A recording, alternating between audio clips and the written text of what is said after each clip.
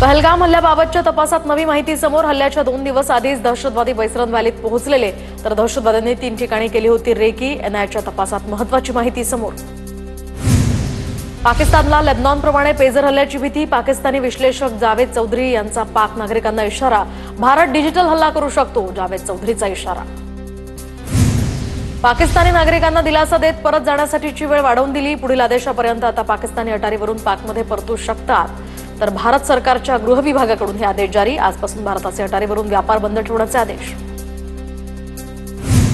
पहलगाम हल्ल्याच्या संपूर्ण कटाची माहिती असणारं टूलकिट आढळलं. तर पहलगाम हल्ल्यासंदर्भात सापडलेल्या टूलकिटची एनआयकडून चौकशी सुरू. टूलकिटमध्ये प्रवासाचा मार्ग आणि राहण्याच्या ठिकाणाची ही माहिती.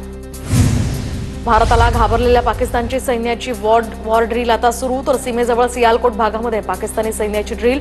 पाकिस्तानी लष्कराकडून व्हिडिओ ट्विट करत पोकळ धमकी. भारत आणि पाकिस्तानमध्ये डीजीएमओ स्तरावर काल चर्चा. पाकिस्तानकडून सतत होणाऱ्या युद्धबंदी उल्लंघनाचा भारताकडून निषेध. दोन्ही देशातील वाढत्या तणावाच्या पार्श्वभूमीवर हॉटलाईनवर यामध्ये चर्चा. अमृतसर सीमेवर बीएसएफनं दहशतवादी कट उधळून लावला. तर भरोपाल गावाजवळ शस्त्रास्त्र, दारुगोळा, ग्रेनेडचा साठा जप्त.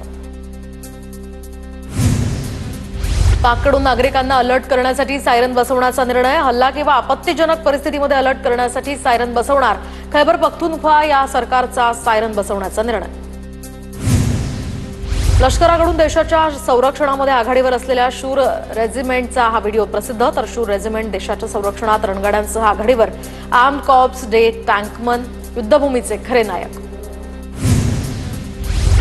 पाकिस्तानी लष्करानंतर आता तिथल्या नागरिकांना सुद्धा युद्धाची भीती. पाक सोशल मीडियावर भारत आणि युद्धाशी संबंधित बातम्या ट्रेंड. भारताकडे सैन्य शक्ती किती? पाक नागरिकांची गुगलला विचारणा. भारताचे परराष्ट्र मंत्री एस जयशंकर यांची अमेरिकेचे परराष्ट्र मंत्री मार्को रुबियो यांच्याशी फोनवरून चर्चा. पहलगाम दहशतवादी हल्ल्यातील गुन्हेगारांना समोर आणलं पाहिजे, दोन्ही मंत्र्यांमध्ये चर्चा.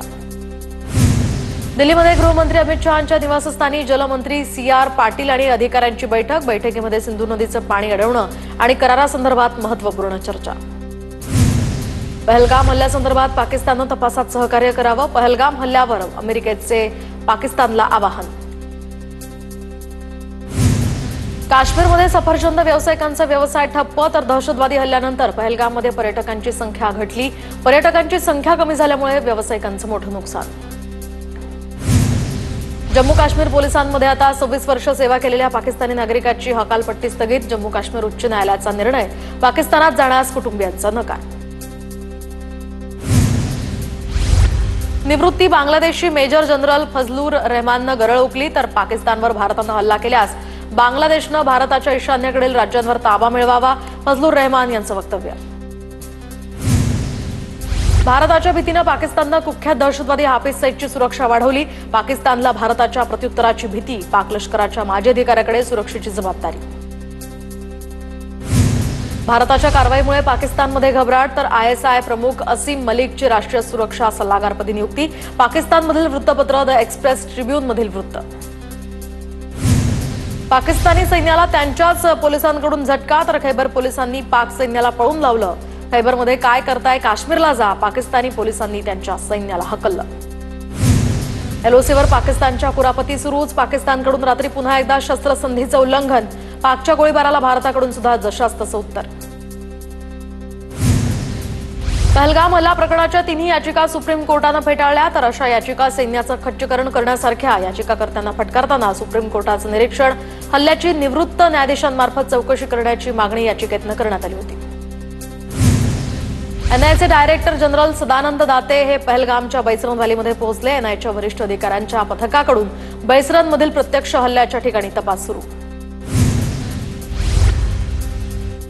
तर 26/11च्या मुंबई हल्ल्याचा मास्टरमाइंड तहबूर राणाचे आवाजाचे सॅम्पल्स आणि हँडरायटिंग सॅम्पल घेण्यास आता पटियाला हाऊस कोर्टाची मंजुरी.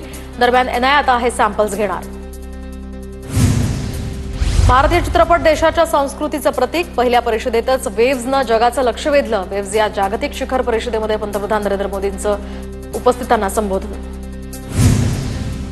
मुंबईमध्ये आयोजित करण्यात आलेल्या वेव्हज परिषदेला बॉलिवूडच्या दिग्गज सेलिब्रिटींची हजेरी. शाहरुख खान, दीपिका पदुकोण, सैफ अली खानसह रजनीकांत तसंच AR रहमाननं उपस्थिती लावली होती.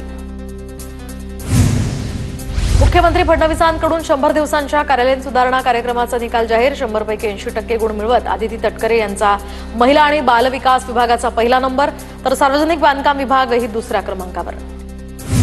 मुख्यमंत्री उपमुख्यमंत्र्यांकडे असलेल्या खात्यांपैकी 3 खाती नापास. फडणवीसांकडील सामान्य प्रशासन विभागाला फक्त 35 गुण, शिंदेंकडील नगरविकास विभागाला 34% गुण, तर दादांकडील असलेल्या अन्न आणि नागरी पुरवठा विभागाला फक्त 33 गुण. छत्रपती संभाजीनगरच्या पुणे महामार्गावर मेंढपाळांचा रास्ता रोको. मेंढपाळांच्या पालावर गुंडांनी हल्ला करून लुटमार केल्यानं मेंढपाळ आक्रमक, तर हल्ला करणाऱ्या गुंडांना अटक करण्याची मागणी. लातूर जिल्ह्यातल्या औसा तहसील समोर निराधार वृद्धांचं मुक्काम आंदोलन सुरू, तर निराधारांना मिळवणारं हे मानधन पूर्ववत देण्याच्या मागणीसह अन्य मागण्यांसाठी वृद्ध आक्रमक. निराधार वृद्धांना देण्यात येणारं 1,500 रुपयांचं मानधन गेल्या 4 महिन्यांपासून बंद आहे. इचलकरंजी शहरामध्ये गावभाग परिसरातील अनेक ठिकाणी कोणतीही पूर्वकल्पना न देता नागरिक घरी नसताना जुनं मीटर काढून नवीन मीटर बसवलं. स्मार्ट मीटरला नागरिकांकडून जोरदार विरोध, अधिकाऱ्यांच्या अंगावर धावून जाण्याचाही प्रकार समोर. नाशिकच्या येवल्यातील नगरसूल गावामध्ये घरफोडीची घटना, तर चोरट्यांकडून लाखोंच्या ऐवजाची चोरी. येवला तालुका पोलीस ठाण्यामध्ये गुन्हा दाखल. इचलकरंजीत बियर देण्यास नकार दिल्यामुळे बारमध्ये मारहाण, तर 6 जणांविरुद्ध गुन्हा दाखल. सांगली मार्गावरील the travels inn beer bar हॉटेलमधली घटना, पोलिसांकडून याचा तपास सुरू.